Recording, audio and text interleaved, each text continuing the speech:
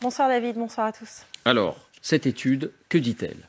Eh bien, vous le disiez, elle répond à cette question qui sont les cas graves ou les morts complètement vaccinés du Covid.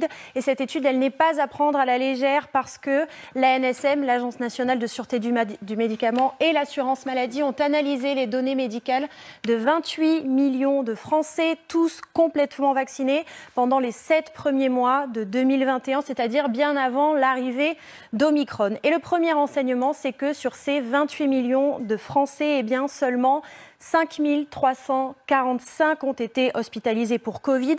Et parmi ces personnes, 996 sont décédées à l'hôpital.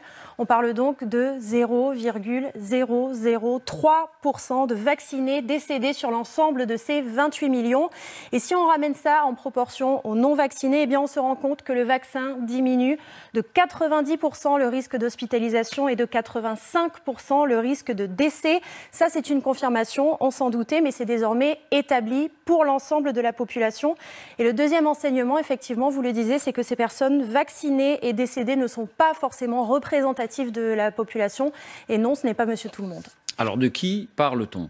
Eh bien d'abord, il y a là encore des enseignements dont on se doutait et qui sont confirmés puisque sur les 996 vaccinés décédés du Covid, eh bien on voit que 99% avaient plus de 55 ans. C'est l'addition de ces 4 catégories que vous voyez ici. Et donc dans le détail, on voit aussi que 71% avaient même plus de 80 ans. Là encore, c'est l'addition de ces 3 catégories ici contre 1% en dessous de 54 ans. Et donc, dit autrement, on l'avait aussi souligné ici, en 2021, le Covid n'a pas été une maladie mortelle pour ceux qui avaient moins de 55 ans et qui étaient vaccinés. Oui, ça c'est quand même assez frappant.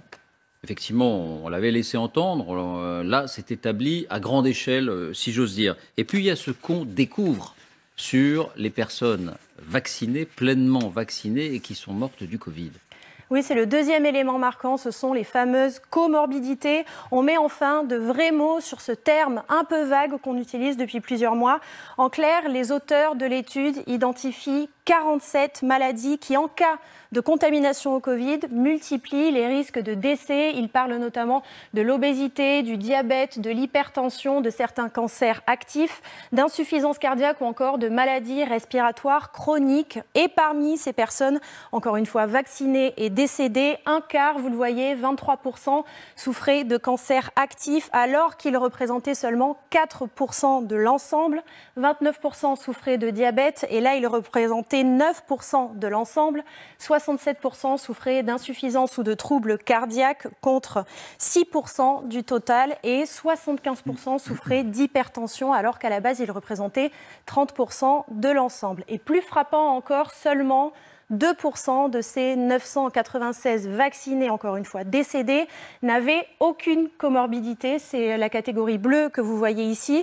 Et donc, on voit que 91% en cumulaient plusieurs. Si on rentre dans le détail, 14% en cumulaient 2, 19% en cumulaient 3, 19% aussi en cumulaient 4 et 39% avaient 5 comorbidités ou plus.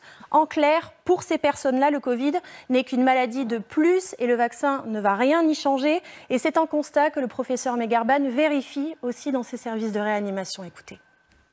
Plus le nombre de comorbidités augmente et plus le risque malheureusement de faire une forme fatale augmente également. Donc on avait estimé lors de la première vague que moins de 10% des patients en réanimation n'avaient pas de comorbidité. Et par ailleurs, il y a aussi ces maladies qui sont moins répandues, mais qui laissent, là encore une fois, très peu de chance face au Covid. Et ce, malgré le vaccin. C'est le cas notamment de la trisomie 21 qui multiplie par 45 le risque de décès par rapport à un patient vacciné sans cette comorbidité. Il y a aussi la transplantation rénale qui le multiplie par 34, la transplantation du poumon qui le multiplie par 11, la mucoviscidose qui le multiplie par 10 et le cancer actif du poumon qui le multiplie par 6,5. Et bien souvent, c'est le système immunitaire de ces patients qui ne répond pas. C'est ce que nous explique en tout cas le professeur Teboul. Écoutez. Les transplantés d'organes, eh bien, sont des personnes qui ne peuvent pas réagir normalement au vaccin et qui peuvent faire des formes graves. C'est ce qu'on observe actuellement dans les services de réanimation, toujours actuellement avec l'Omicron, Et malgré parfois des doses de rappel, ces personnes sont extrêmement à risque de faire des formes graves parce qu'elles n'ont pas la réaction normale. Merci.